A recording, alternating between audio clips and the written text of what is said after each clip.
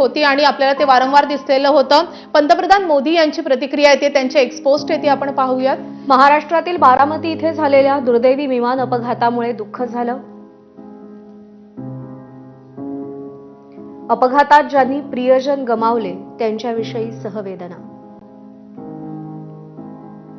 या दुःखाच्या क्षणी शोकाकुल कुटुंबियांना शक्ती आणि धैर्य मिळो।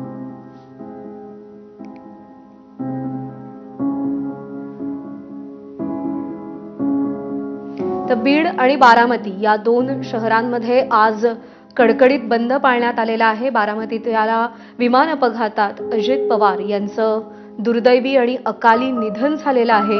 महाराष्ट्राच्या राजकारणातला एक विजनरी नेता म्हणून अजित पवारांकडे पाहिलं जायचं। जेव्हा जेव्हा ते एबीपी माझा महाराष्ट्र माझा विजन या कार्यक्रमात यायचे तेव्हा देखील महाराष्ट्राच्या प्रगतीसाठीचं त्यांचं विजन अत्यंत चोख होतं। अजित पवारांच्या निधनानंतर आता बीडमध्ये सुद्धा बंद पाळला जातोय आणि उत्स्फूर्तपणे बारामतीमध्ये देखील बंद पाळला गेलेला आहे। मैंने बात की सुप्रिया जी से भी और उनकी मैसेज से भी। Thank you. गांधी यांची प्रतिक्रिया आलेली आहे। त्यांनी सांगितलेलं आहे की मी सुप्रिया सुळे आणि सुनेत्रा पवार यांच्याशी बोललेले आहे, त्यांच्याशी बोलण्याचा प्रयत्न केलेला आहे। दिल्लीमध्येही जेव्हा ही बातमी कळाली तेव्हा सगळ्यांवर शोककळा पसरलेली आहे। की ज्या मुख्य बाजारपेठी आहेत त्या सध्या हळूहळू बंद करायला सुरुवात झालेली आहे। ही सर्वात महत्त्वाची बाजारपेठ आहे सुभाष रोड परिसरातील।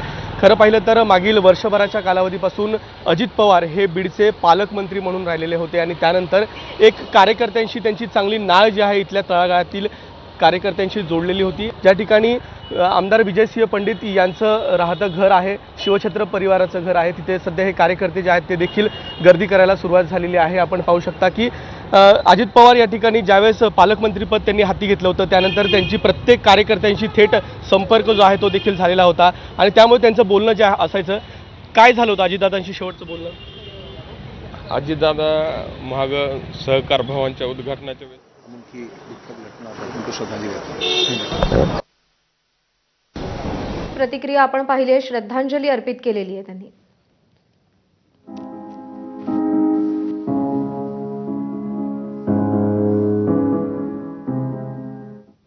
ही घटना घडली आहे। नक्कीच अजितदादांची